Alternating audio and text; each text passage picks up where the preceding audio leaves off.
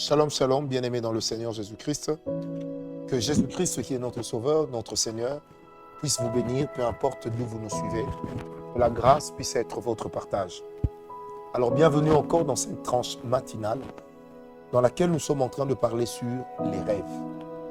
Et nous sommes sur le chapitre sur lequel nous parlons sur les rêves sataniques. Et là, je suis en train de parler de quelques histoires ahurissantes que nous avons déjà rencontrées sur notre parcours par rapport aux rêves. Bien aimé, il est important de savoir que les rêves sataniques sont réels.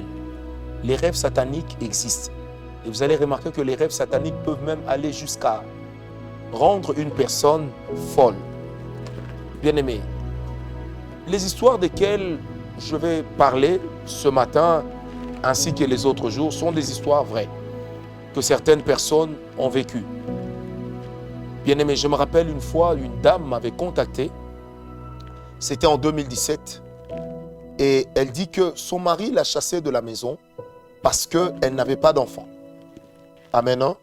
Alors c'est lorsqu'elle a vu mes enseignements, elle a suivi mes enseignements sur les rêves, qu'elle a compris ce qui s'est passé réellement dans sa maison.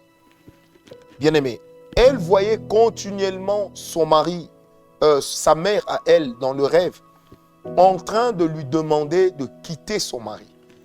Et elle disait non, ça n'a pas de sens. Elle voyait continuellement sa mère en train de lui demander de quitter son foyer. Elle disait non. Or, la chose que cette femme ignorait, c'est qu'il y avait une alliance spirituelle dans sa famille. Et cette alliance disait qu'aucune des filles de cette dame ne pouvait demeurer mariée longtemps. Donc malgré la dot perçue, malgré la fête organisée, malgré l'équilibre social, ils avaient un problème, pas d'enfants. Et dans les rêves, madame voyait toujours maman en train de lui demander de quitter son foyer, de quitter son mari. En quoi est-ce que ce rêve est un rêve satanique?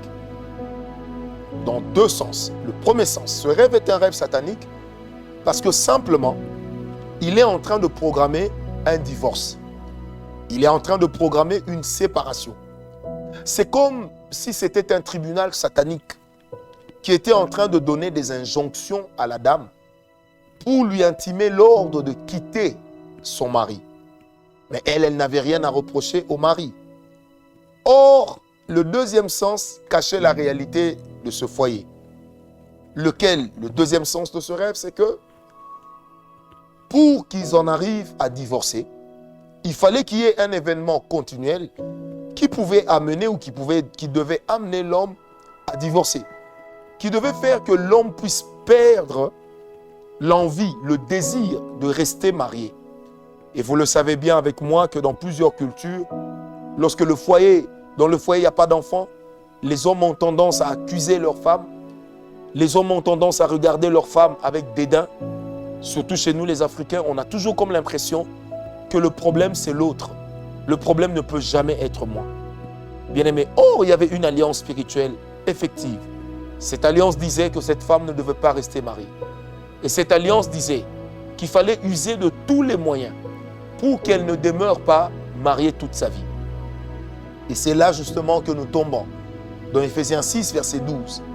Dans la version parole vivante d'Alfred Cohen que nous cessons de lire depuis le début. La partie où la Bible dit que depuis le quartier général du mal, on cherche à nous imposer par des dictateurs invisibles. On cherche à nous imposer un mode, un style de vie. Alors lorsque le diable veut vraiment vous détruire, il peut dire là-bas il n'y aura pas mariage. Et qu'est-ce qu'il va faire? Eh bien, il va libérer également une cohorte de démons. Des démons qui vont amener le divorce, mais d'autres démons qui vont créer le dégoût. Et pour créer le dégoût, on va chercher une cause, laquelle c'est la stérilité. Et cette femme, lorsqu'elle a suivi notre enseignement, elle a compris. Elle s'est levée en prière, elle s'est sérieusement levée en prière et elle a pu sauver son foyer. C'est pourquoi je voudrais dire à quelqu'un, tu es en train de faire un rêve satanique de ce genre. Ne croise pas les bras. Sache que si Dieu permet que tu vois ces choses, et si toi tu ne les comprends pas, il existe des personnes qui ont été mandatées par Dieu, qui ont une intelligence spirituelle développée par le Seigneur et qui sont comme des dons que Dieu a donnés à l'Église pour nous aider à interpréter nos rêves.